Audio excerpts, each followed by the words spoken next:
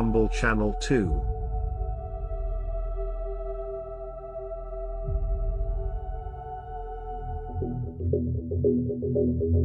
Greetings Mavericks and new viewers.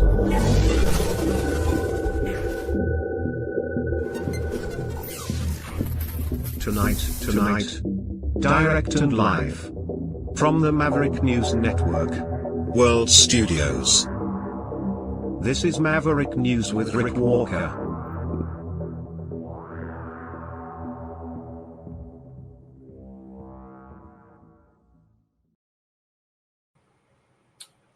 Hello, everybody. Well, welcome back, and I am sorry about the late start this evening. We have Dragon on the streets of Montreal.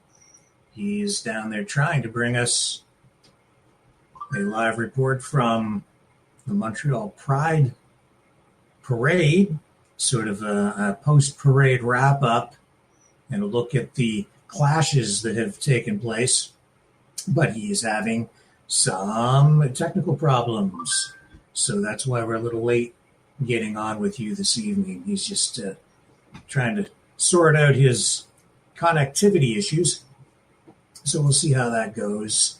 But we will still bring you highlights from the parade and more specifically the controversy and the clashes. Also tonight, the wildfire situation out in the Maritimes. We'll bring you up to date on that. And the Coinbase ad ban. I will bring you a perspective that's a little bit different on that tonight as well. And so with that, I will dip into this transition, and we'll come back on the other side and start digging into today's top news stories. Stay with me. Lots to unpack tonight.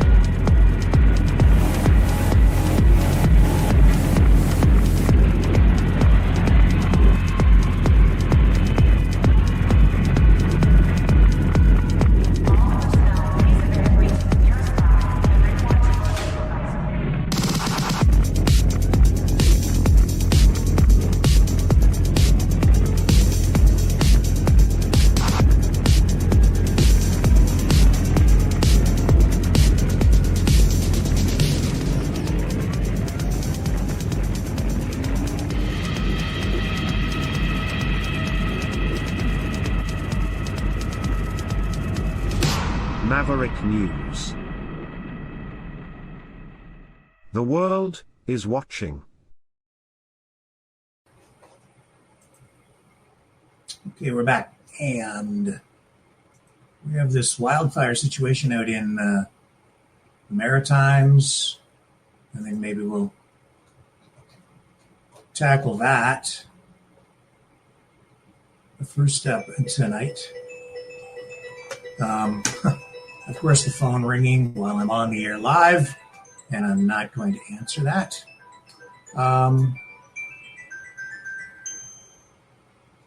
Let me turn this off. Problem solved. So, yes, wildfire ban. Not the ban of the wildfire, people walking in the woods, and fines being increased.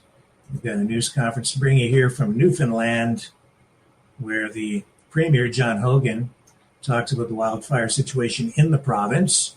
And Hogan is joined at this news conference by John Hagee, Minister of Justice and Public Safety, and Lisa Dempster, the Minister of Fisheries, Forestry, and Agriculture. And I know that this is probably, excuse the pun, the hottest story on the internet right now. So here we go. Let me bring up the newser. And we're going out to Newfoundland. Here we go.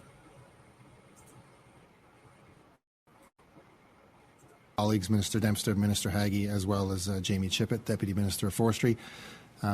First, I'll just reiterate what I said yesterday. We hadn't planned on doing media briefings over the last couple of days, but we are taking this on a day-by-day basis. And as I said yesterday, we will continue to provide it when we have new relevant information. So we did think it was important today to share some new information, some good and bad, of course. And I was in Carbonear with Minister Dempster earlier today and Jamie as well. And certainly what we heard loud and clear from evacuees was the more information, the better. They want to know exactly what's happening. They understand we can't tell them exactly what's happening with each and every structure that's involved in this fire. But the more information we can provide to them, the better, whether it provides them a sense of comfort or a sense of relief or just a sense of understanding and knowing. It's important that we make sure that they get all the information possible. So one of the reasons, of course, is the general public wants to know, but the people that impact it deserve and want to know as much information as possible. So, having spoke of the evacuees, again, what we said to them today is that we do continue to understand the frustration that they're having. That's why we wanted to be there today as this goes into a week now. It's important that we know that things change and emotions change. Issues change and things that arise on a daily basis, which probably didn't exist on Tuesday, exist now on Sunday. And we need to be there to hear from them so we can provide the supports and services that they need. So just that they understand that as they continue to be away from their homes for however long it's going to be, that we will continue to be there, as Minister Dempster has been saying each and every day. The entire government, whatever department it is, whether it's the Department of Forestry, Public Safety, Newfoundland and Labrador Health Services, any and all hands are on deck at this time. So as for the Kingston fire, of course, everybody knows now that yesterday was a difficult day. There was increased winds for the first time in a few days and very, very hot temperatures. And we did see, of course, significant growth in the Kingston fire. As of this morning, it had grown to 4,895 hectares. And I think it's safe to say that's over 5,000 hectares now. And just to put it in perspective, it was 3,000 hectares yesterday morning. Fire projections show that the growth may reach Ochre Pit Cove this evening. And we do, unfortunately, have confirmed reports as we are doing work out in that area that there has been additional structures impacted yesterday and throughout the day in Adams Cove area, Kingston, and Western Bay, which is, of course, very difficult news to share, especially for the individuals whose homes and structures were impacted, but as well their friends and neighbors as well in the communities. So to all the residents in their communities, please know our hearts are with each and every one of you. Unfortunately, we can't, based on the suppression efforts and the smoke, evaluate exactly what structures are lost at this time, but we will continue to evaluate and provide that detailed information to the individuals as soon as we can. The action on the Kingston fire right now, there's 4 air tankers actively working to contain the fire spread on the north end of this fire. That is all the water bombers in Newfoundland and Labrador's fleet. There's 1 bird dog, 5 helicopters, 2 from the Coast Guard in supporting roles, and 50 ground crew working on the fire. Of course, the safety of our brave frontline heroes is a priority. The local fire departments have been advised of risks associated with the fire while attempting to provide structure protection, and a plan is always in place to increase coordination and increase situational awareness by all to make sure that those on the ground are always safe. Martin Lake suppression crews continue to hold the northern area of the fire on Martin Lake. The 2 water bombers from Quebec are there, along with a bird dog aircraft, and the 3 air tractors from New Brunswick continue to provide the aerial support with the ground crews today. The crews there are focusing on the southwestern edge and the cabin areas, and there remains at this time no impact to Route 360. And we, of course, as I said, throughout the week continue to closely monitor the situation of that highway. The Holy Route fire now, which is good news, is being classified as being held. It remains at 22 hectares with no reported growth and minimal fire behavior observed, and the fire is fully contained with hose lines. The action there is the helicopter bucketing and monitoring are ongoing, and crews are still working on the fire with support from local fire departments with water supplies. The evacuation order, of course, is lifted, and ground search and rescue will scan for hot spots there this evening. The fire reported yesterday in Labrador, just to clarify, it was Grand Lake Forest Access Road System north of Happy Valley Goose Bay, and that fire has been declared out. Crews are assessing another wildfire about 19 kilometers due south of Happy Valley Goose Bay, east of the Trans-Labrador Highway. Helicopters and ground crew are responding, and both of these fires appear to be caused by lightning. Now just some news about the status of assets we were waiting from Quebec and Ontario. The two Quebec ones are here. Unfortunately, two of the other Quebec assets we were expecting over the weekend have had to cancel due to maintenance issues on those aircraft. We certainly appreciate the two that are here and working and continue to work with Quebec in the event that they can fix the maintenance issues.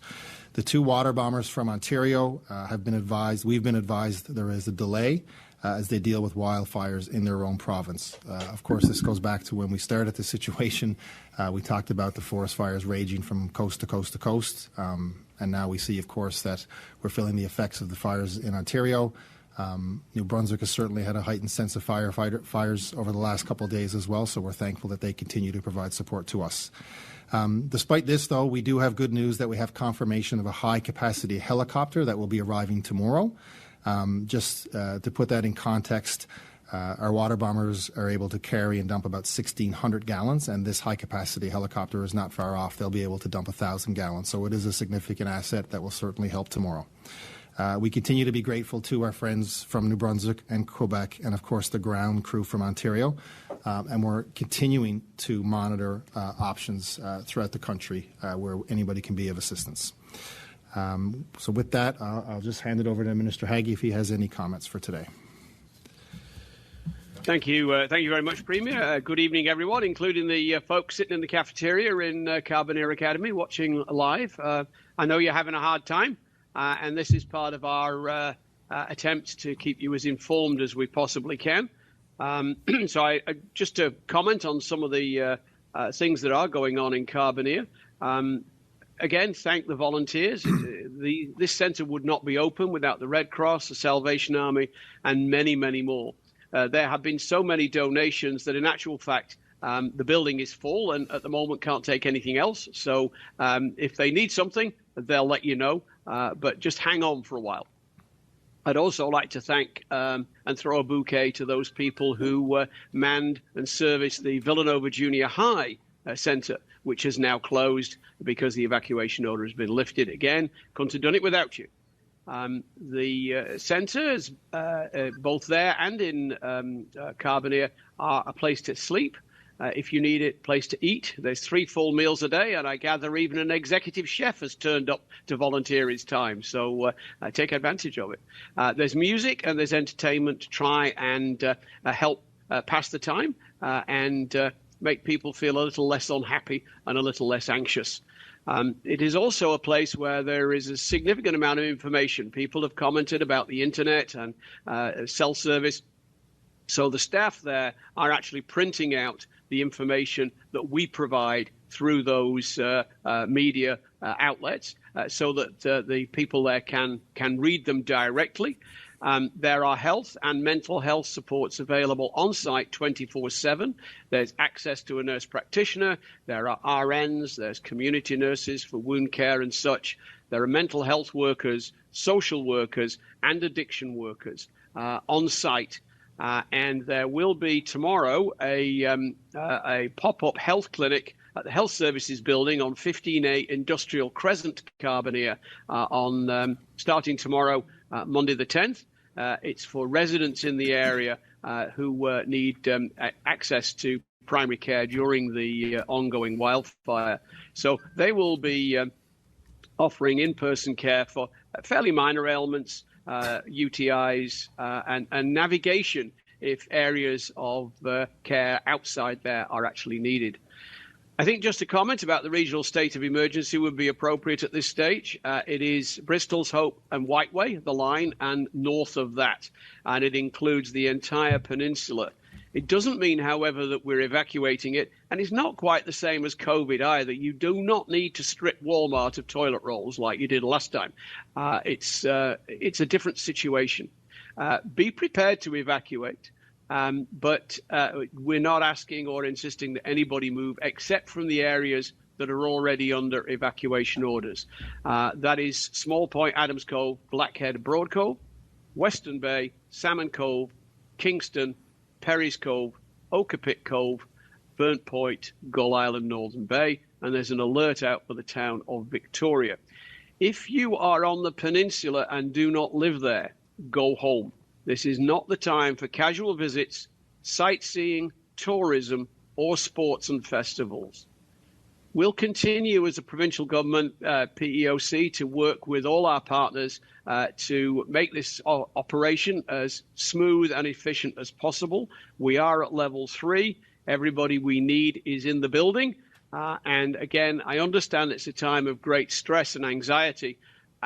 We can get through this. We will get through this. Stay safe and be kind. Thank you very much. Thank you, Minister Haggie. Minister Dempster. Thank you, Premier. As Premier mentioned, we were in Carbonear earlier today. Such a range of emotions out there. Pretty busy place. We saw the goodness in humanity that always rises to the surface in the most challenging of times. We saw it again and again. We went into rooms that was stocked so full with clothing, bins and bins of it that was new clothing that came from businesses. Even the pet room, that a call went out for food, and there is more than an abundance of food. What we also saw was much despair and stress. And the Premier opened with the importance of us doing good communication, and I would like to speak for a moment to miscommunication. I had a number of people reaching out to me today saying we can't walk in the woods, and then I checked social media, and there is some terrible, misleading, unfactual media posts and comments that do nothing to help those people on the entire Bay de Verde Peninsula that are in a state of emergency, many that threw little cams on their doors, watch their homes being burned. It's a terrible, devastating time. We have people reaching out from all around the province offering to help, and those people who are sharing information that they don't know whether it's true or not is not helping. We have not banned walking in the woods. We have not banned hiking. We have not banned ATVs. What we have banned is open pit fires. Fires that cause more fires. Fires that drain resources. And quite frankly, that are very careless and reckless right now in this devastating time in our province. So I would ask people, when you read something, check the source. And I want to say to people, continue to follow the official channels. We had some good, solid conversations with people today at Carbonear, people that were grateful for the help they're getting. They're sad, they're upset. We understand all of that. And it's so important that the information that's reaching their eyes and ears is true and it's helpful. With that, I think I'll turn it back to you, Premier. Thank you. Thanks. Any questions this afternoon? The high-capacity helicopter, what province is that coming from? That's coming from Manitoba. That is, we're contracting that from Manitoba. It's not coming from the province of Manitoba. How much will that cost? I think it's about $1.1 million for 1 week. That's correct. It is $1.1 million for 1 week. A person was being investigated yesterday. Did that result in a fine? Not to my knowledge, but yeah, as you know, investigations take some time. So, yeah, stay tuned. How much of a threat does the fire pose to Victoria? So Victoria, as of a couple of hours anyways, was certainly okay. No reason to be on any further extra higher alert in Victoria than they have been all the last couple of days, since the alert went in place. What's the morale like amongst crews? They must be tired. It's been a long, dry, hot week. Yeah, I mean, certainly Jamie works with them day in and day out, and Minister Dempster can speak to it. They are, of course, I mean, you don't know how long this is going to go for when you get into it. I mean, I've been through a few of these as minister over the last few years, and this one certainly seems like harder to see the end than the other ones I've been involved in. So there are ups and downs for sure, but despite the ups and downs, they're still doing everything they can. Yeah. I just add to that, Premier, if I could. Mm-hmm. it's unbelievable to see the dedication of those folks in forestry, folks in charge of our incident command centers that are starting at 5, that are going till midnight day after day. Lots of folks can do it maybe for a window in time, but this has been prolonged, and we know the forecast looking out for the next few days, it seems Mother Nature's not giving us, at least not a break into the immediate. The level of commitment, the responsibility that they have to make decisions and look for resources and things like that, I couldn't sit here and articulate in my limited vocabulary the praise that is owing to those people. What about the people who lost their homes? When should they expect to hear something comprehensive from the province about all of the laundry list of programs that I'm sure are available? Yeah, so we announced the program within the last couple of days about people who have been evacuated, and having had conversations today. Just first, it does seem today to me this is settling a little bit more, that this is going to be a little bit more long-term than people were hoping for, having now almost approached a week. People are accepting that and realize that. I mean, you can't fool yourself and think it's going to be over tomorrow with the forecast and the heat, the lack of rain, certainly up until Thursday or Friday. And conversations we had today, it's important for them to know, well, what is the medium and long-term plans going to look like for people who had lost their houses, and people who people won't be able to go back to their community. So I'm going to talk to the clerk today, and I think I will reconvene a cabinet committee that we've had in the past to deal with disasters, about what the solutions look like going forward. There's some options out there that we talked about today on the ground in Carbonear. Because people are going to need somewhere to sleep for the months ahead. I mean, even if they want to reconstruct homes that are lost, I mean, that they're not going to do that over the winter. So there does need to be some medium and long-term planning, and so we'll get to work on that right away. Ms. Dempster, I know the Premier just provided an update on size, but I seen a photo shared to your Facebook page yesterday evening that really showed the magnitude of how big this particular fire really is. Can you speak to those recent pictures and this dramatic size of this fire? There's no doubt that the fire is very big, and we've seen it grown to almost 5,000 hectares, as the Premier mentioned, and just across the front in one particular area, it's 5 kilometres long. So it's really a monumental effort. On some areas, it's much worse, and so the areas that are better, we're doing fire guards, dozer guards, doing things to try and proactively prevent it from spreading. On the heavier area, of course, you can't always have crews on the ground for safety and working with that. But no doubt, this is a big fire, and it's having a tremendous impact. And I don't think, as the Premier said, we've seen the full impact just yet.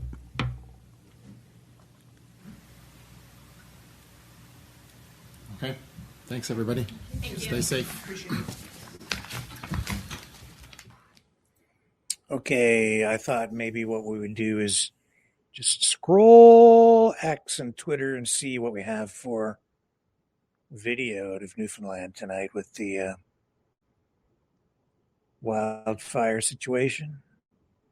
Let's bring it up on screen. Here we are. Okay, let's take it to the top. And we've seen that. Here's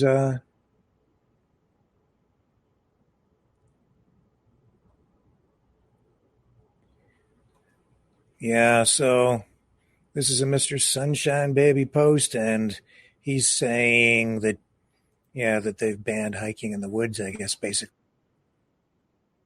You just heard from the government that that's not the case in Newfoundland. They have increased fines, huge, but I don't think that they've banned hiking or even ATV use. So that may be inaccurate, what you're saying there. A lot of politicking going on here, comparing these restrictions and efforts to, I guess, prevent arsons and or wildfires from carelessness. These government measures being criticized widely. And we're going to get into that a little bit here in a minute with the video from Mr. Jeff Evely that has really kicked everything off with regard to that, I would say, on a pretty large scale. Here's some photos showing the extent of that big fire. What is it, Kingston?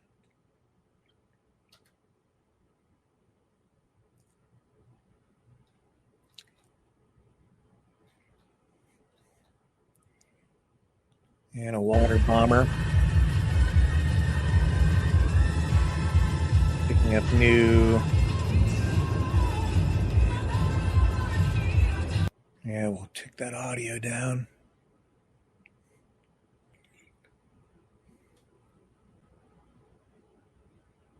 And it's not cheap dealing with these wildfires. There's $1 million a week right there. Over $1 million a week. And this is video out of dry conditions, hot temperatures, and no rain in the forecast are making the wildfire fight in Newfoundland a challenge. 3 fires continue to rage in the province, forcing hundreds of people in the Avalon Peninsula to evacuate. As of Wednesday morning, the Kingston fire has grown to 1,432 hectares, doubling in size since Tuesday. The Hollywood fire is estimated to be 22 hectares. Earlier in the week from the Weather Network. Growth. A third fire broke out in central Newfoundland, south of Bishop's Falls on Tuesday afternoon, prompting an evacuation order for cabin owners in the area. As of Wednesday morning, it was estimated at 150 hectares in size. Most of Newfoundland is considered to be at a high or extreme risk of fire. A province-wide fire ban is now in effect, as well as special air quality statements and air quality warnings in portions of central Newfoundland and the northern Avalon Peninsula. You know, I have to say I'm not really on the side of the whole man-made climate change thing. Never have been. Climate's changing. I just don't entirely believe that it's human beings as the root cause of it. Nevertheless, I can tell you that I've never seen. I was even talking to my parents over the last couple of days. I have to say, I haven't seen smoke down here like we have in the last few years from wildfires in my lifetime before. Not where I live. And just in the last 2 weeks, I've noticed that it's affected. It's clear in the air, but there's definitely something in the air. I think it might be particulate from the wildfires that I have found has been irritating me and my airways, and it's been making me cough, whatever it is. And a lot of people also suffering from a bit of a cough and maybe more serious things. So it is a concern. And then the root cause is debatable. And those debates are raging right now online. Of course, we are seeing the government in Nova Scotia maybe taking the most drastic measures with their ban on hiking in the woods, and various views on that. Jeff Evely of Veterans for Freedom, also politician. I know that he's been going viral with this video out in Nova Scotia. The other day, he defied the provincial order or the provincial ban on walking in the woods. I have to say, I have to take my hat off to him in this way. This is sort of the equivalent of running into the middle of a protest in order to get assaulted or something, and to do something to get yourself arrested so that you get publicity, and then you get to go to court and challenge something in court. Well, Jeff has done that here, but I'm going to run the video. I wrestled with whether we should or we shouldn't, because I don't want to be exploited. But this is also news. And so you have to weigh this, because this is, what would I say? It is sort of a political stunt. It's political grandstanding. And this does generate a lot of attention for Jeff Evely in this case, for People's Party of Canada candidate, Veterans for Freedom member, So he's a political activist, obviously. He was arrested during the Freedom Convoy. We covered that. He has been on the program quite a number of times for full transparency. And here he goes again, trying to, well, he's taking a stand on something politically here. And the motivations, pure, maybe, probably, but also there's this benefit that may be coming back in terms of publicity for him and his political ambitions. But I don't think he's not hiding that. But I have to say this, he's just being straight up about it. I think that if you're going to do something like this, he's done it exactly the right way, respectful, very peaceful. And this really forces the issue. This is a form of lawfare being waged back at the provincial government in Nova Scotia. Hey everybody, Jeff Evely here, out in Nova Scotia on Mountain Road in Coxheath. And as you can see behind me, this is the woods. But over here, this is not the woods. This is the Department of Natural Resources, where the conservation officers work, who issue $25,000 fines for going in the woods. Not bad. I'm Jeff Evely. I called earlier. Evely? Yeah, Evely. I spoke to somebody earlier. Yeah. About the woods ban. Yep. And I understand that you guys issue $25,000 fines right now for anybody who goes in. Yep. Okay, I'm going to go in the woods over here. Okay. I don't want to make any trouble for you guys. Okay, I took this to court the last time they did it. They said I didn't have standing because I wasn't fined, so there was no money involved. Okay. So I want to challenge this order in court, and the only way for me to do that is to get the fine. So I'm not trying to make trouble for you guys. Okay, I just want a piece of Tim Houston, and I want to be as accommodating and nice as I can be. I'm just gonna. Okay, so I'm ordering you to not. Okay. Okay. Yeah, I understand. That's another.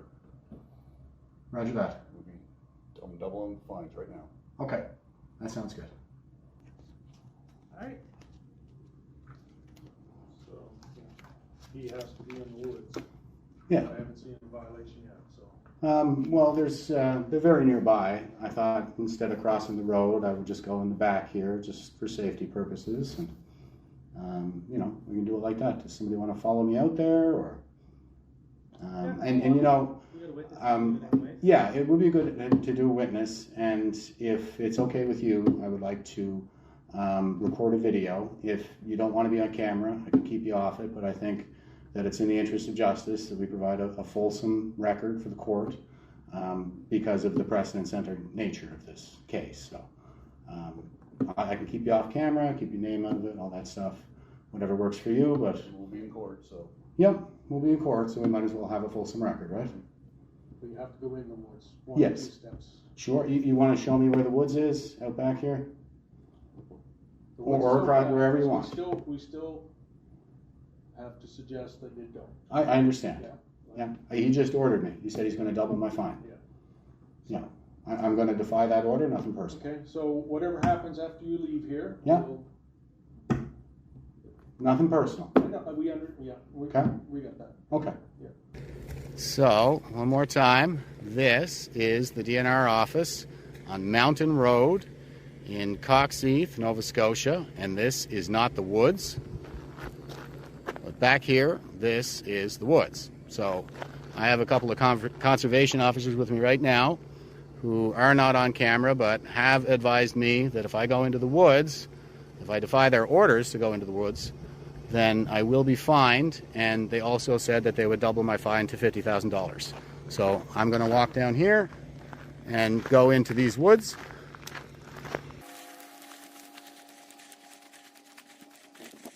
I don't know that there's a good spot to do this, but I'm just going to make this as painless as I can for those guys and go in here.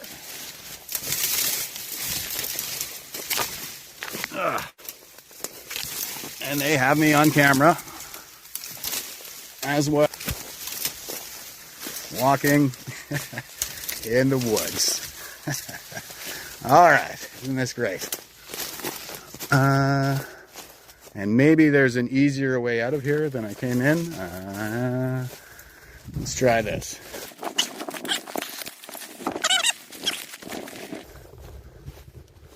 We good? Okay. Okay. And I didn't ask, but did you write the ticket already, or? No, we'll meet you back out front. Back out front at the reception desk there? Okay, if I bring my camera, keep you guys off it? Yep. Okay. I'll see you in there, guys. Right. Thank you. This is not the woods. Hi. I was just out back with the three gentlemen there. They said they would meet me back in here, so.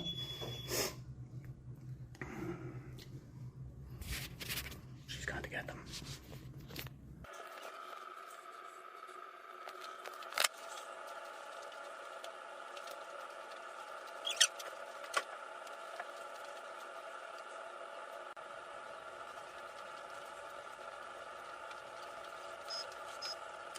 So the order would have to go long form, and Okay. that would put us off months in advance for court times. So we just do a SOT for entering the woods without forest travel permit when proclamation is effect. You have a court plea date. Your due date is the 12th of September, so it's a lot quicker, just the ticket. So okay, yeah, that makes sense. So this you is want to go that to make it quicker. okay. So this is an SOT, and that is for summons to accused. What is this? Summary offense ticket. Yeah. For today's date, your information, Forest Act 25 sub 1. Fine is $28,872.50. Okay. I thought it was 25,000. It's 28,870. Court costs, victim fees, taxes. Oh, victim fees. Yeah. Okay, sounds good. All right. Thanks very much, gentlemen. I appreciate your courteous approach. Nice chatting with you. All right. Take care. Oh, this is still not the woods. So here we go. Whoa. I have a ticket here for, let me see if we can see that, $28,870.50 for victimizing somebody. Okay, so more to follow.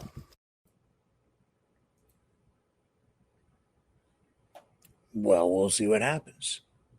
I have reached out to Jeff Evely for comments or possibly to have him appear on the program again, and we'll see if he responds. We'll get more from him in the days ahead, I'm sure. Stay with me. We'll come back on the other side of this.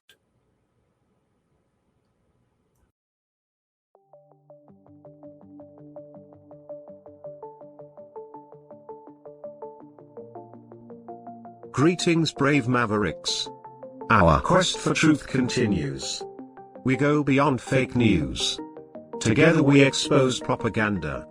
Together we pull others out of rabbit holes. We are maverick thinkers. We are all unique individuals, defenders of individual rights and freedoms, credible, trusted, grounded in reality.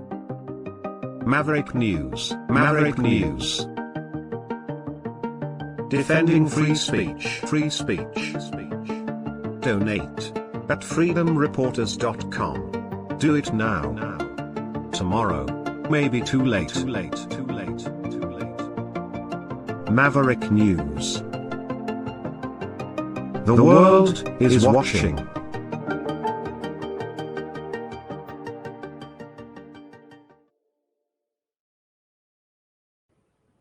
Okay, so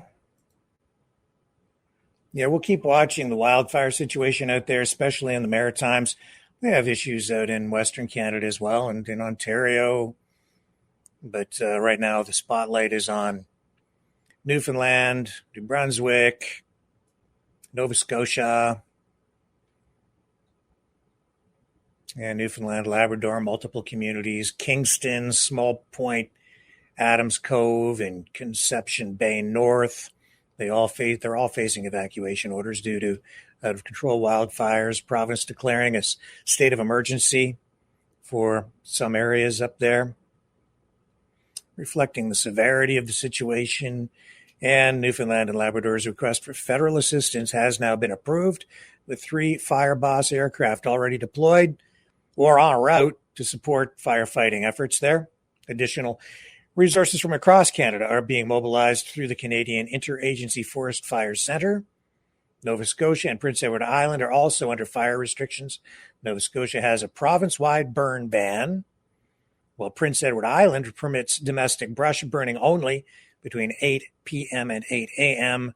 No specific active fires were reported in those provinces as of today, but the region remains on high alert due to dry conditions.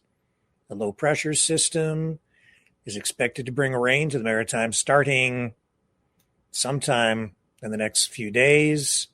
Federal government supporting provincial efforts through the Government Operations Centre. Canadian Wildland Fire Information System continues to monitor fire conditions, providing daily maps and data to inform firefighting strategies.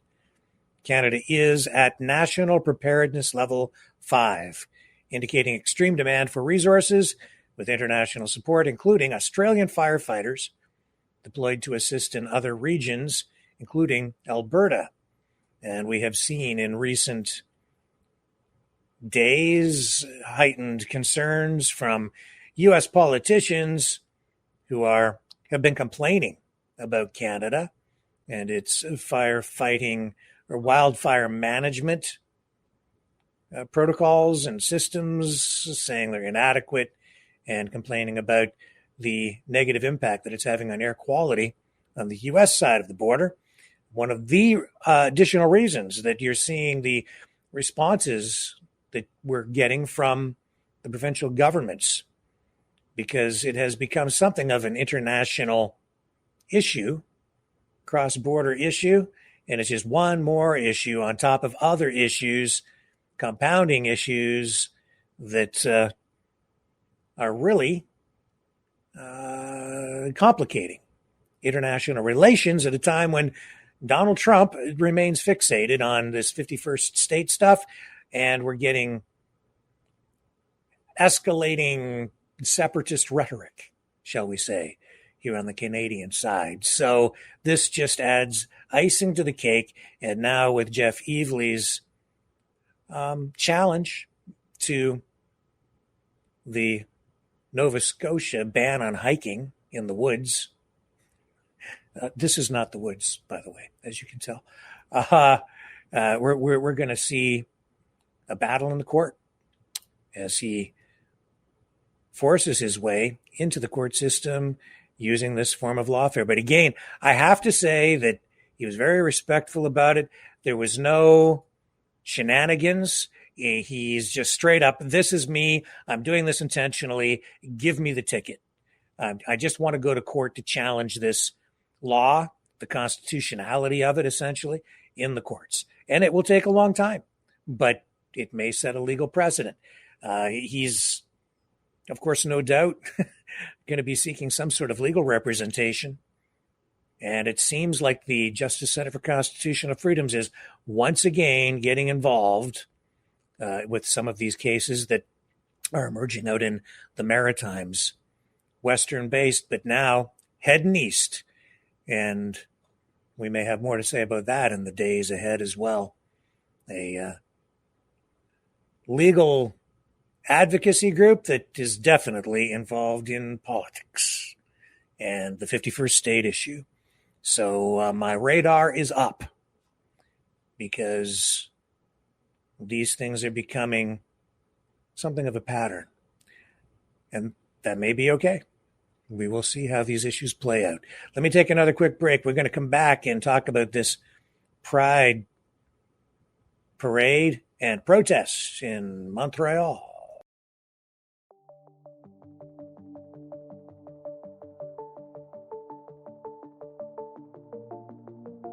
Greetings, brave Mavericks.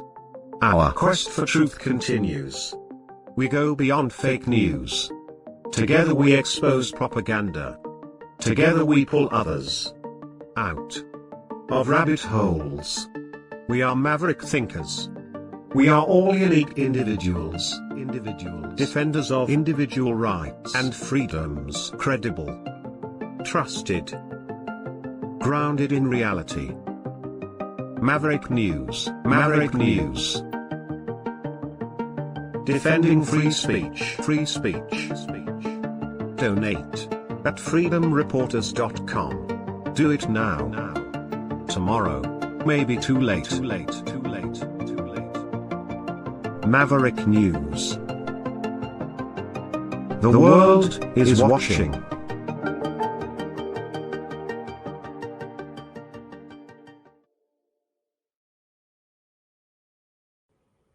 We are back, and as you can see, the Pride Parade in Montreal generating controversy and clashes.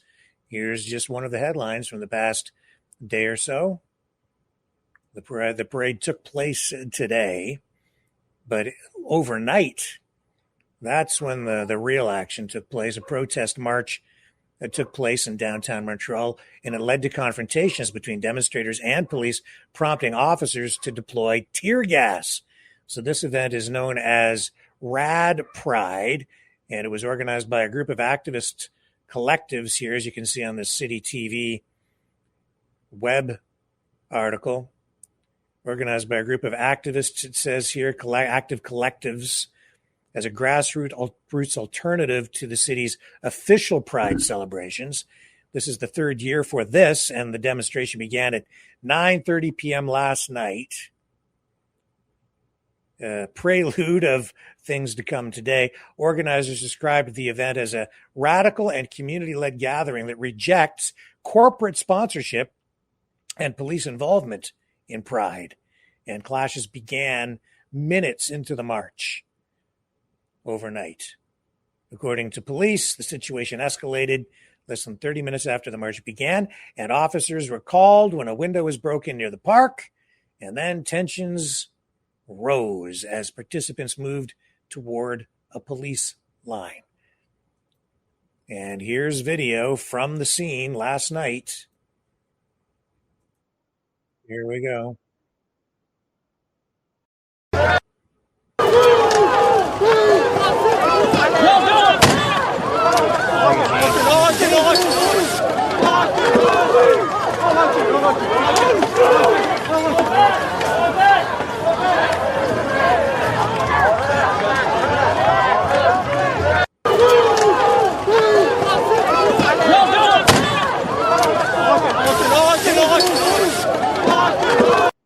So that's the way it was last night. Today, things not nearly as volatile. We did see this, though, also overnight.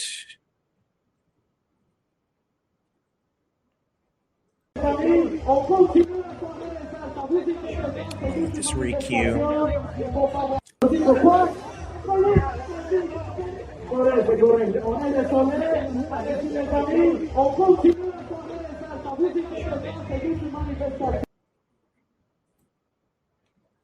So that was the riot cops, it says on that post, were involved, were out in full force, and looks like somebody is taking a child away to keep them safe or something like that. I'm not exactly sure. But through the day today, parade took place. Now, we had Dragon down there. He is out on the scene, but he has not been able to make his connection work. So I'm not sure if we're actually going to get the report from him with regard to this tonight or not. But let me bring more video of the overnight clash with Rad Pride. Here they are.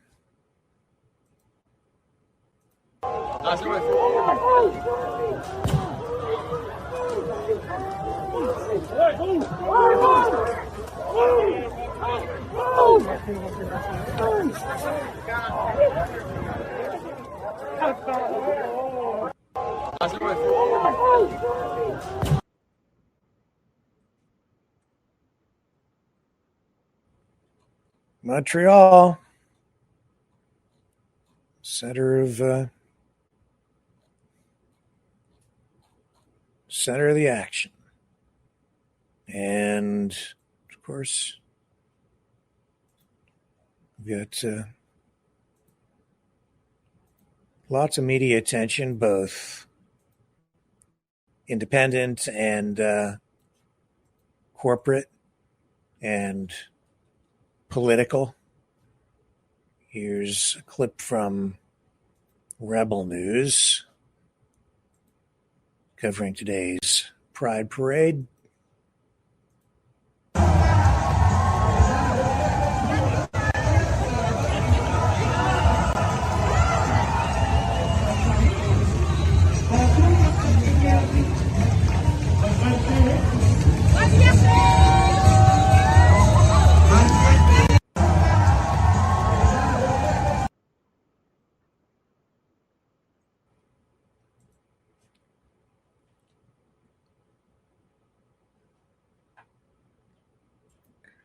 So we'll find out more about charges and things like that, if any were laid, and get you kind of the lay of the land. Maybe update that information for you tomorrow. Unfortunately, Dragons report not coming in tonight. So we are going to have to adjust here a little bit, but that's okay. And thank you to Dragon for your efforts trying to get us the latest on that from the streets of Montreal tonight. But we will hook up with him again in the days ahead. Let me take a little break. We'll come back and continue.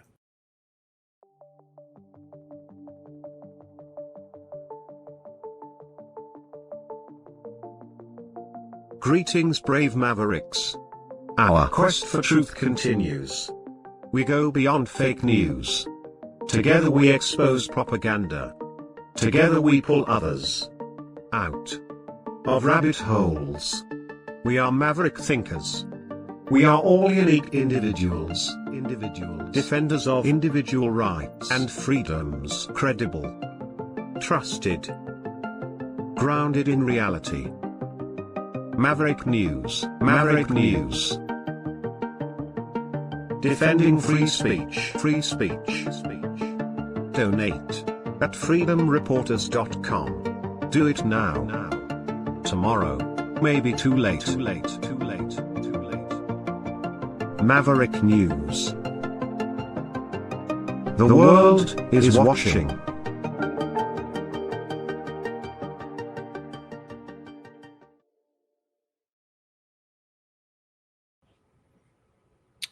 We're back. We have flash flooding in the Midwest. Large parts of the Midwest, including Milwaukee, experiencing flash flooding. Heavy rain falling across the region, prompting numerous water rescues. Strong storm dumping 5 inches to a foot of rain on the Milwaukee area earlier today.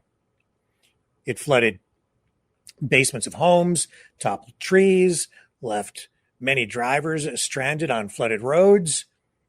The mayor of Milwaukee says that thousands of people in the city have been affected by the severe flooding. It all took place overnight, and he says that the city saw a foot of rain in a very short period of time, saying the flooding event is very significant. It's something that Milwaukee hasn't seen in at least a decade, maybe more. Emergency crews responded overnight to natural gas leaks, electrical wires down, trees down, transformers exploding, and a 2-alarm fire. No deaths reported as of this hour. Rescuers pulled dozens of people from cars that stalled out in floodwaters. Hundreds of vehicles were abandoned on flooded roads. The flooding made it difficult to respond to emergency calls. First responders trying to find alternative routes to emergency scenes and emergency calls. A state of emergency has been declared in the area, enabling county officials to deploy additional resources and activate state and federal first responders to help in the flood recovery efforts.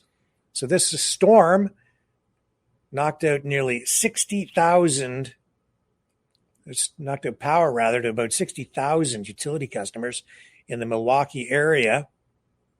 Power has been restored now to about half that number. And this is the second consecutive day of flash flooding in Milwaukee. Flash flooding also prompted authorities to close the Wisconsin State Fair State Park in the Milwaukee suburb of West Allis and cancel the final day of the fair today. We have other events also being canceled, obviously, because of the severity of this flash flooding incident. Let's bring up this report.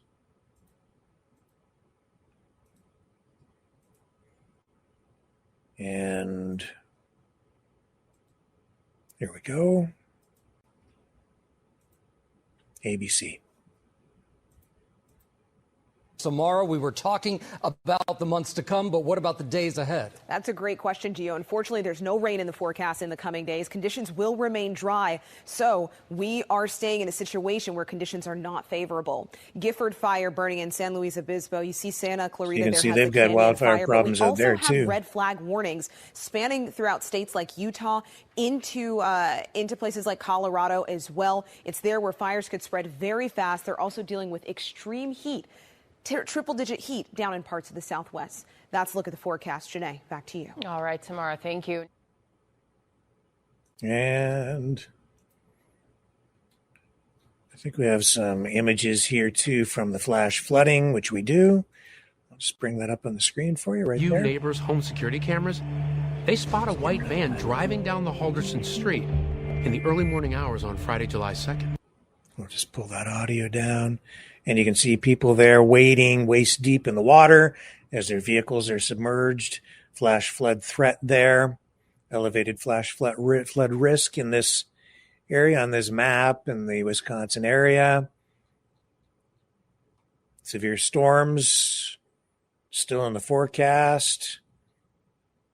And looking at the temperatures across the country in the U.S., down into the southern states, you're seeing temperatures as high as 108 degrees Fahrenheit, 103, 104.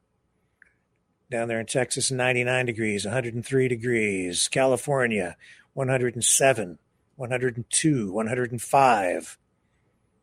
Further south you go, the higher the temperature gets. Up closer to the Kazakhstanian border, where we're located, you get into the 80-degree area, 88, 90. And it was a nice hot day here where I live, about an hour from the U.S. border, Windsor, Detroit. And we were in the mid-80s, high 80s here today as well. So we're looking next week at more hot weather. Although out in the west, it looks like things are going to start to cool down a bit. So cooler air pushing from west to east, but we'll see if that makes its way all the way out here. All right, take that down, pop that up. Take another break. When we come back, we're going to take a look at banned advertising, especially this Coinbase ad. Well, all this controversy surrounding the Sydney Sweeney jeans ad.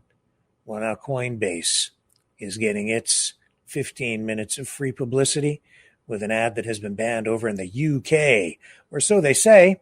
I'm going to bring you a slightly different perspective that I think might help you navigate your way through this story in the days ahead, too, so stay with me. You know, someone very profoundly once said many years ago that if fascism ever comes to America, it'll come in the name of liberalism.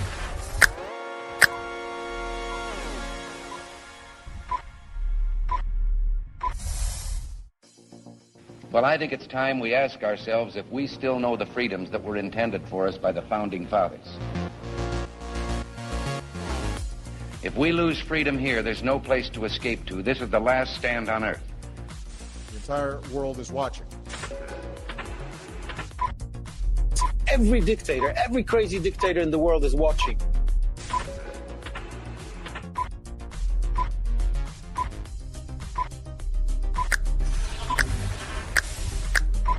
The world is watching.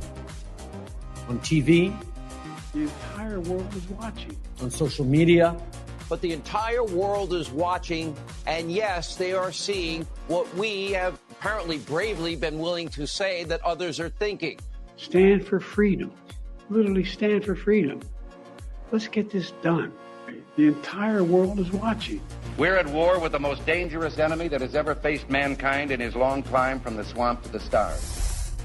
Maverick News. Maverick News. Maverick News. Let me have more control of my own destiny. The world is watching.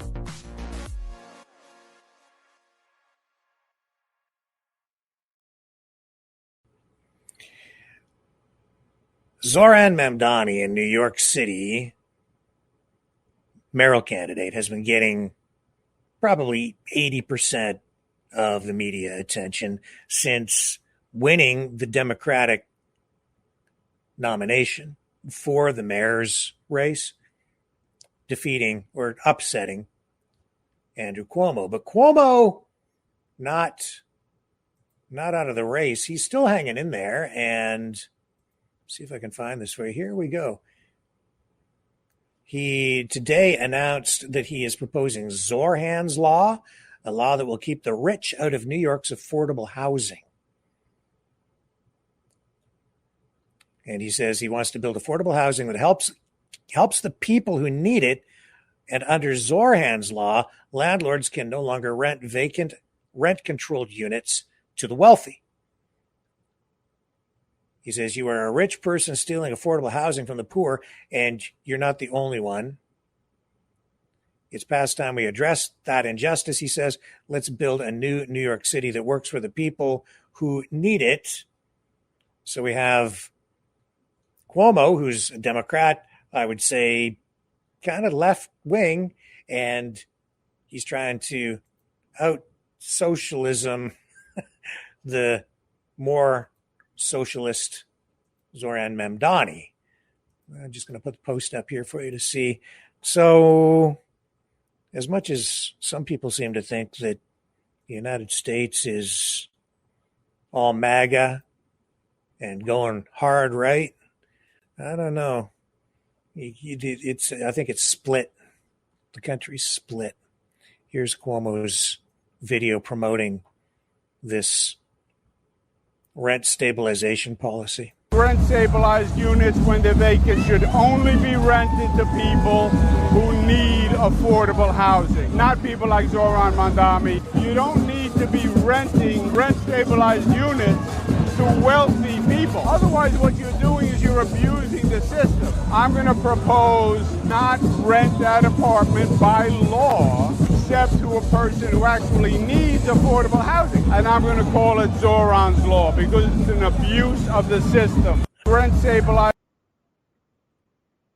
So he's naming his proposed law after his political opponent, who is probably the most left-wing candidate in my lifetime to have run for the mayor's position in New York City against Andrew Cuomo, who is, as a Democrat, also pretty socialist. And then people think that everything's going completely. No, it's not. It's just that the country is splitting right now. The MAGA types have kind of taken power through the White House, and the power of the executive Sharpie and all the executive orders that President Trump is using to govern the land and the world. World ruler. We have that big meeting coming up. Some are calling it a summit between Trump and Putin in Alaska, 15th of August. So it's just around the corner. We have our eyes on that. A lot of speculation, a lot of pundits weighing in on this, of course, and we'll be hearing a lot more about it in the days ahead. We have a guest lined up for this week, at least one, to dig into it deeper. And, of course, we had Regis Tremblay on 2 nights ago, I guess it was, yes, talking about that story as well. And just yesterday we had Vladimir Zelensky saying that Ukraine will not give up any land. And he's been shut out of these talks. So I don't know how these things are supposed to progress and reach a resolution without the representative from the really truly affected country at the table. So, well, we shall see. Obviously, the United States is supplying the bulk of the weapons to Ukraine in this fight. But I think it's a miscalculation to think that this thing can end just because Donald Trump says so. We'll get further commentary on that in the days ahead from other people who weigh in and follow this stuff closely. So we'll continue to try to get you a more accurate perspective in the days ahead. And, as much as we had Regis on the other night, and it might appear that, I've pivoted away from one way or the other on these issues, if you really look at what I've said, I haven't pivoted at all, because more than one thing can be true at the same time. And I certainly do see both sides of the issue. But the Ukrainian side largely has been muted in the information war that has been ongoing since the full-scale invasion of Ukraine by Russia. It's not to say that Russia might not have some legitimate issues on the table, but the facts are the facts are the facts too. And I'm grateful to Regis for joining us the other night to, again, share the Russian perspective, because it feels like maybe we're getting closer to peace. And the only way to get there is through dialogue and coming to mutual understandings about things, not just at the negotiating table in Alaska on the 15th, but also just among us common types of folks who don't really have the power except the power of the vote and the power of opinion and the power of our voices, collectively and individually. All right, so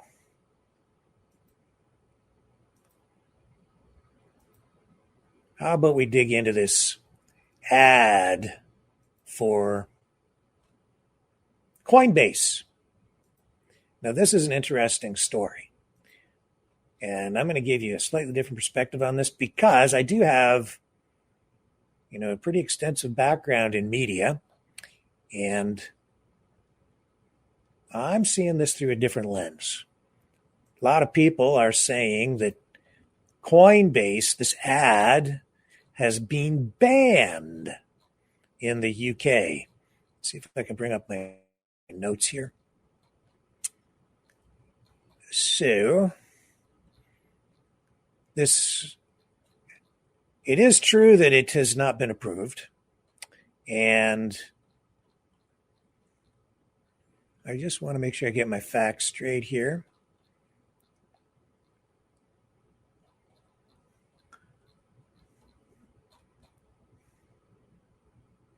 So this is the Everything is Fine advertisement in the United Kingdom. It includes,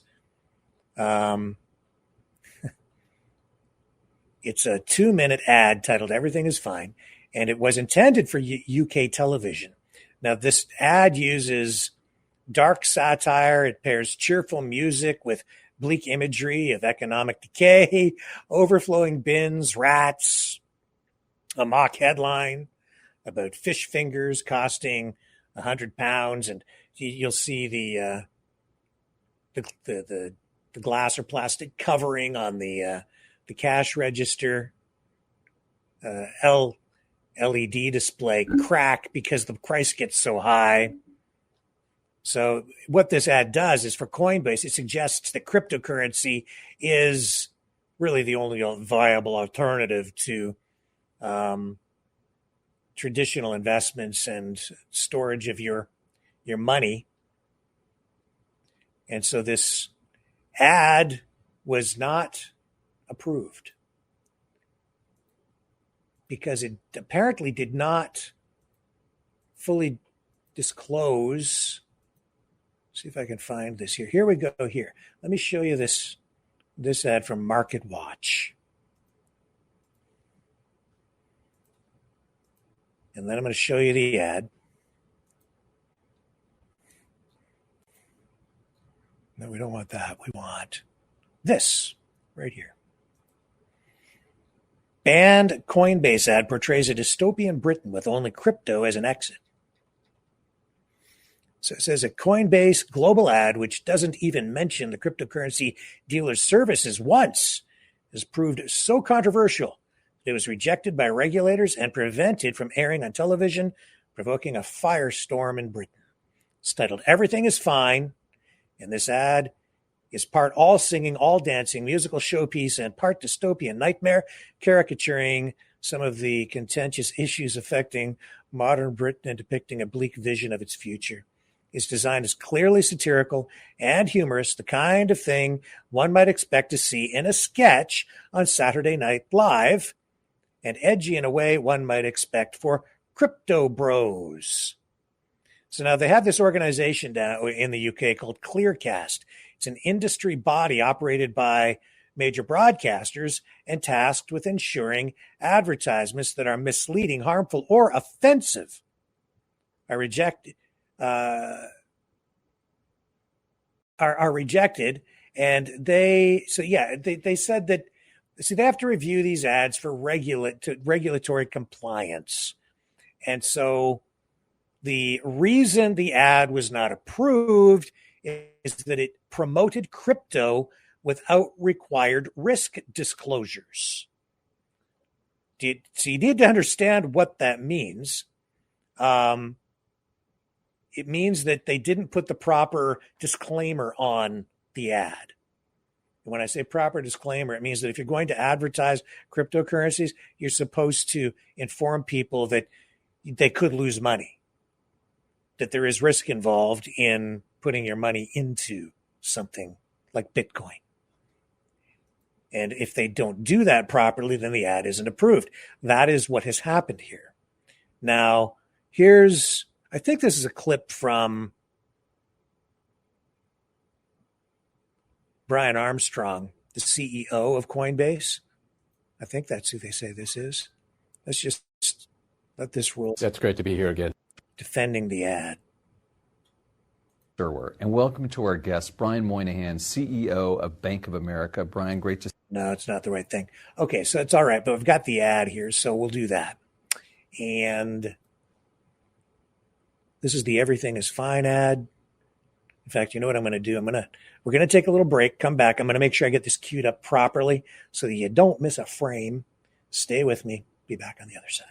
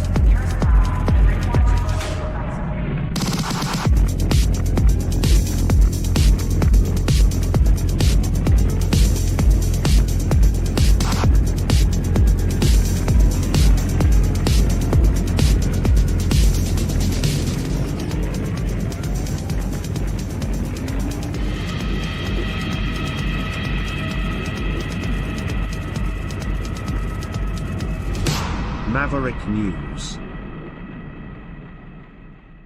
The world is watching.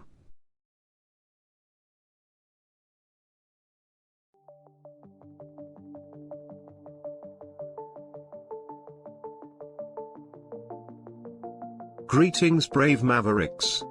Our quest for truth continues. We go beyond fake news. Together we expose propaganda. Together we pull others out of rabbit holes. We are maverick thinkers.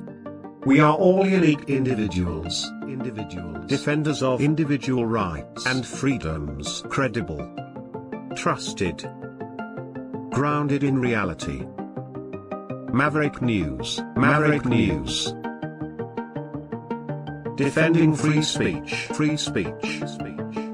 Donate at freedomreporters.com. Do it now. Tomorrow may be too late. Maverick News. The world is watching.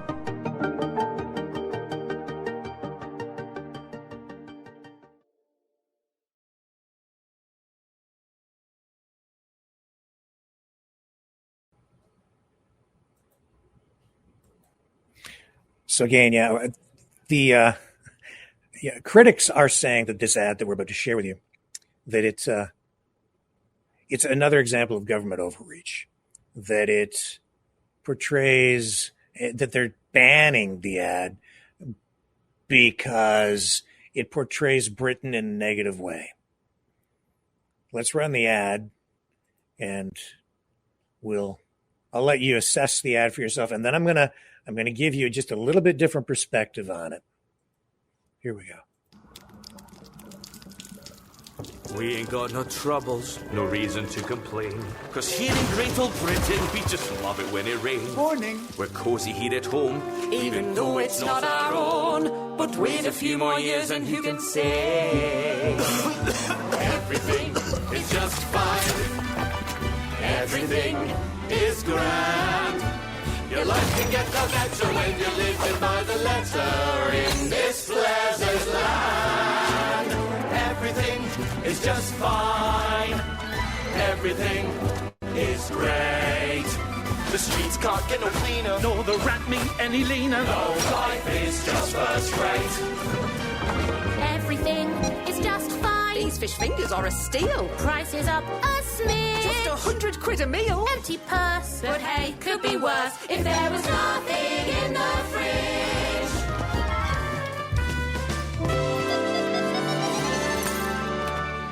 Strategic realignment means I get to work for myself. Yeah!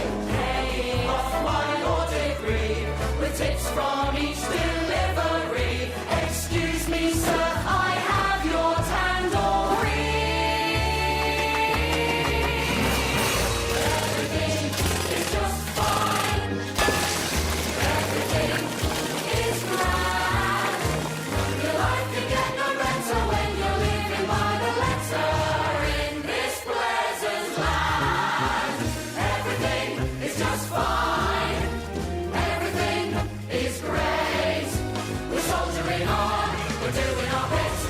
We're off to Dubai. It's time to jump ship. We're tightening our belts with a stiff upper lip. 'Cause everything's just fine.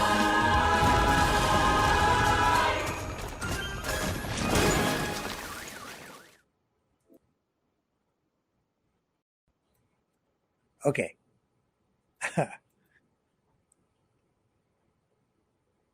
What did I just do? I just ran the ad. And I didn't make a penny off it. I didn't charge them a penny.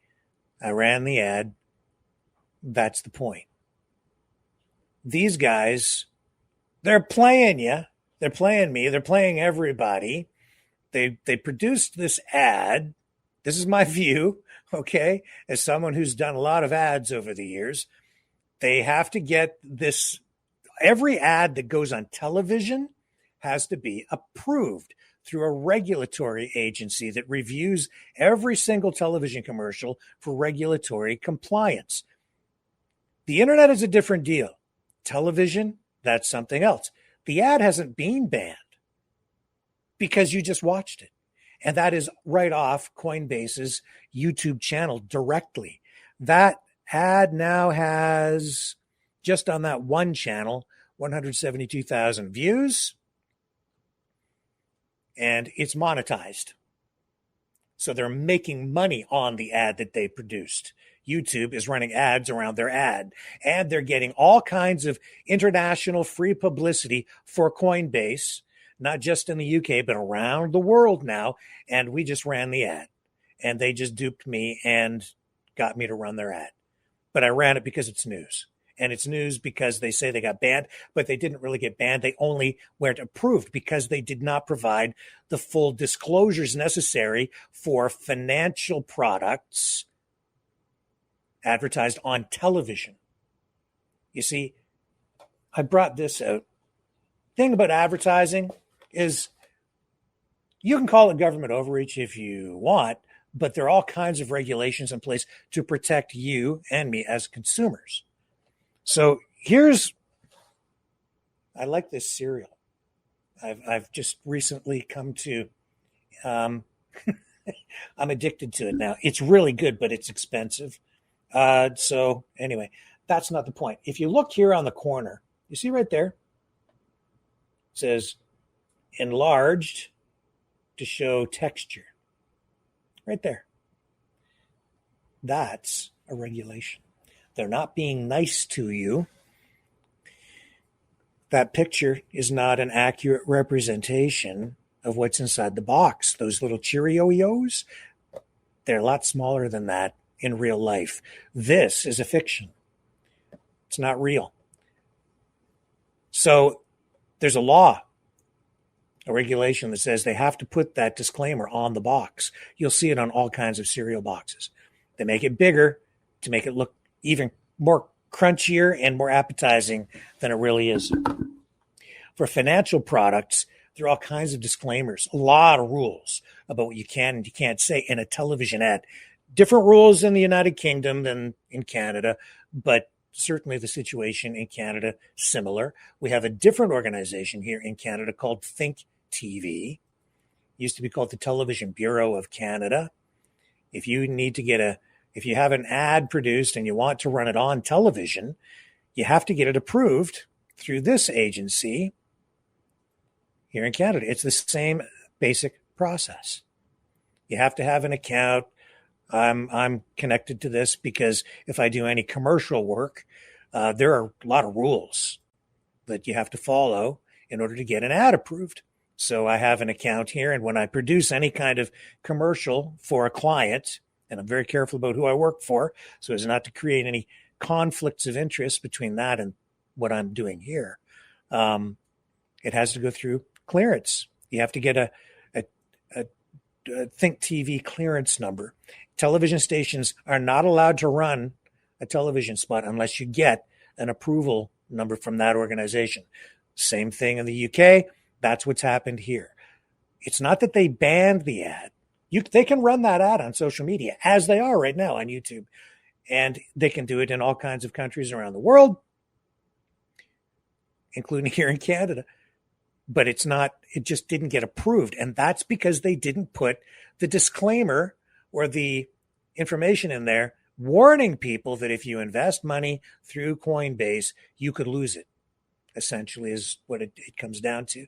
There are all kinds of regulations. Here in Canada, even if you produce an ad for a restaurant, which I have just as an example, and they say, we've got home cooking. All right. If you're not allowed to say that about a restaurant. And you don't know all these rules until you run afoul of them. So if I've produced commercials where the client has said, we have home cooking, just like mom makes, right? No, you're not allowed to say that. The only way you're going to get your ad approved is if you call it home style cooking. It's just a small thing with wording, but if you don't get it right, your ad doesn't get approved. You need to know all this stuff in order to get your work approved and get it on television for clients. And I've done a lot of commercials over the years, especially for car dealers. There's another example of car dealers always offering things like 0% financing. You always have to have a disclaimer at the bottom for any car dealer offering any kind of financing package. There's a lot of fine print. It has to appear on the screen, and you always have to have OAC.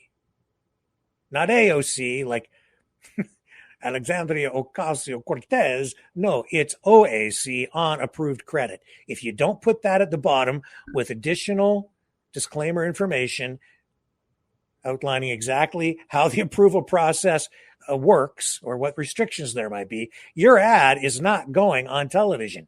You can run it on YouTube and on social media. It'll run there and you're fine. But over on TV, you're not allowed.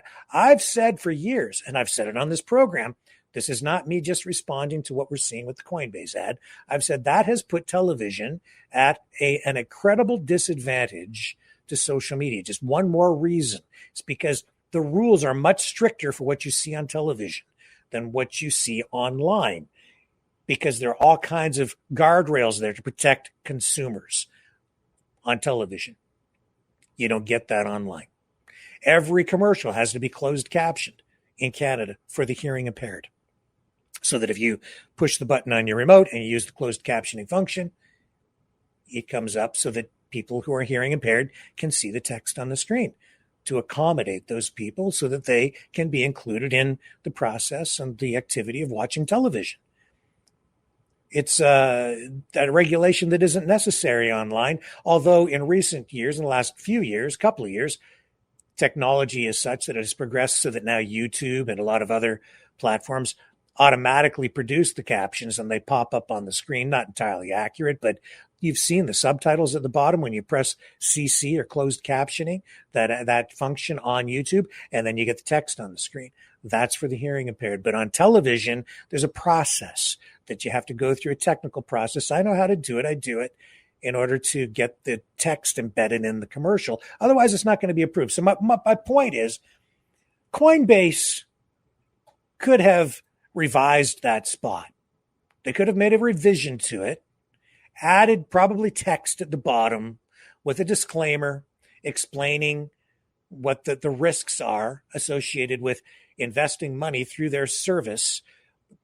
And they probably could have had their ad approved at some point. But they didn't do that. No, they went this other route. And they just latched on to the power of social media and the power of controversy by saying, they've banned our ad. We're a victim. And now they're getting headlines, especially in independent media. And even places here now, you see, I ran their ad for free. I know that there are a lot of independent media outlets and even some mainstream media outlets and financial publications talking about this as an issue, saying they just don't want it run because it creates this dystopian image of the UK and the government doesn't like this negative imagery. In fact, that's not what the government is saying tonight at all. That's the way the story is being portrayed. You can buy into that if you choose to. Maybe that's the case. I'm not buying that because I know how the process works. And I've read the articles. I see the actual reason. And it was right here on the article, if you look at it, which I totally understand. Let me see if I can bring it back. Market Watch. Where is it? Yeah, right here again. You scroll down and it says right there, it rejected the ad saying it promoted crypto without required risk disclosures. That means they have to say whatever the wording would be in the UK, but something to the effect of, if you invest, you need to be prepared to lose your entire investment because there is risk associated with investing through this platform. Something like that. They would have specific kind of wording.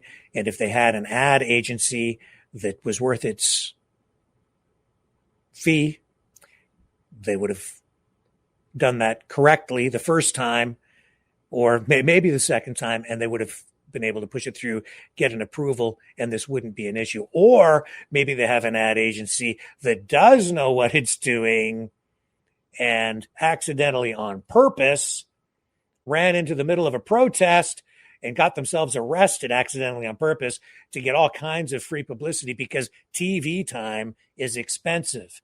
A massive controversy online using social media costs you only what it costs to produce the commercial, plus any administrative activity that takes place in order to get the ad out there, post it on social media, and then dealing with the resulting public relations fury that results. So basically, they're feeding off the free publicity that they're getting over the controversy simply because they didn't put some text on the screen with full disclosure about the risks associated with their product or their service, Coinbase. And these are highly regulated, financial industry is highly regulated anyway. Just as an example to show, this is an old commercial that I produced quite a few years ago now for the Children's Safety Village. A friend of mine commissioned me to do this work for the Children's Safety Village here in my community, a nonprofit charity organization. And we produced this. He wanted to run this on television, but this is an example of an ad where I followed the instructions given to me to produce this. And I was worried that it might not get approved, but this is how they wanted it done. So this is how we did it. And it was the same thing basically happened. Produced the ad, sent it off for approval for television to run, and it didn't meet the regulatory standard because they said this was too dangerous, that if we ran this on TV, it might give people bad ideas and they might electrocute themselves. So I'll run this ad. We did do an online social media campaign with it that was successful at the time. And I hope you enjoy it. I had a lot of fun producing it with the cast. And this is how you produce a TV commercial that doesn't get produced on TV. But what we did do is what Coinbase did. We held a news conference and launched this whole thing, and we got a bunch of media attention talking about how we were going to run a social media campaign with this ad. Didn't latch on to too much, like the controversy surrounding the lack of approval from the Think TV organization at the time, but did make a lot of waves with the social media campaign. Anyway, here's the Children's Safety Village for Chatham, Kent, and the ad that we produced. I hope you enjoy this. When my dad was a kid, there was no Chatham, Kent Children's Safety Village. Hang on. Today, the safety... I'm trying to make this run so that it doesn't... Okay, here we go. When my dad was a kid, there was no Chatham, Kent Children's Safety Village. Here you go. Today, the Safety Village provides hands-on training for kids so they don't do things the way my dad does.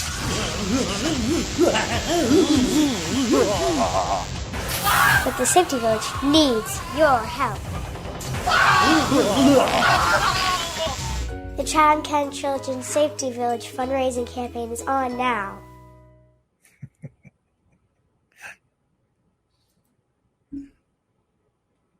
See, they said that was too dangerous to run on television. We ran it online. As far as I know, no humans were harmed in the making of that commercial or in the watching of it. I think there was at least some level of common sense out there among human beings, knowing full well that if you do those things, you should not do that. No one was killed or injured, so all is well. Anyway, I hope you guys enjoyed that tonight. And there's some more free publicity for the Chatham Kent Children's Safety Village. That was years ago. The campaign's over with now, but it was a success. I will see you guys back here tomorrow night, 7 p.m. Eastern. Thanks for hanging out. I will catch you all on the flip side. Oh, what are we going to run tonight for a song? Let's see. I hadn't picked one out. I should have been prepared. What are we going to leave you with tonight? Well, something we haven't heard for a while. Something appropriate. Oh, I know. Everybody's been asking me to run this one again. Here he is, the one, the only. Since Donald Trump still wants to take over Canada. Captain Ass Kicker. See you on the flip side. Y'all better stand back. He's laced up his boots, cracked open the cold one. And somebody's about to get TA!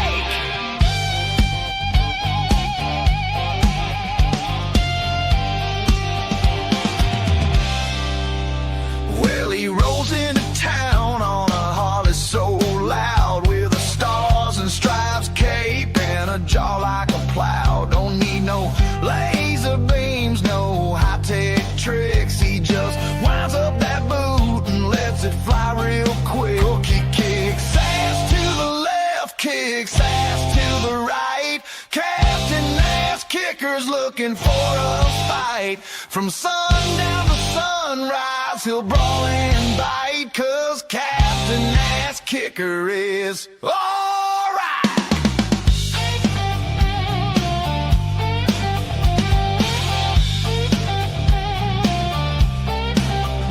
He's the outlaw hero of this one-horse town, putting punks in their place, laying bad guys down. Ain't no Cape Crusader wearing tights and blush, just a trucker hat and a boot full of hush. So he kicks ass in the morning, kicks ass at night.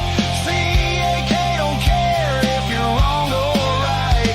You run your mouth, he's quick to ignite. Yeah, Captain Ass Kicker is tight at night. Oh!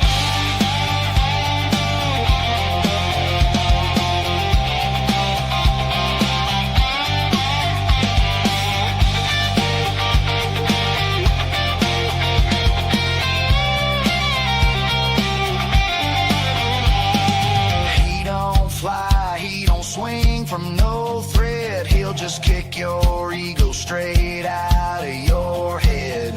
Justice don't come with a judge and a gavel. It comes with a boot and a trail of gravel. He's banned from 6 states and a Waffle House, but the people still cheer when he clears the louds.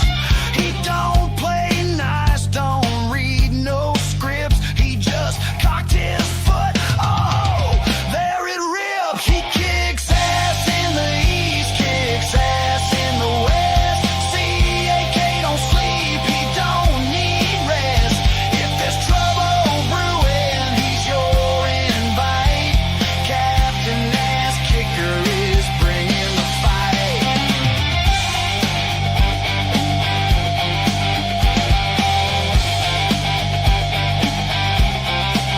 So when the night gets rough and the law's too slow, you better call on the man with the steel-toed glow. Captain Ass Kicker!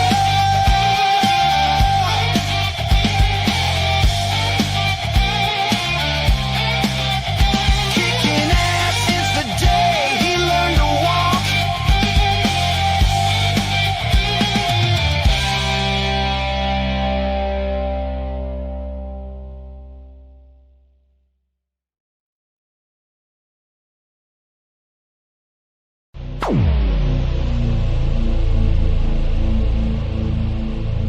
This has been a Maverick Multimedia production.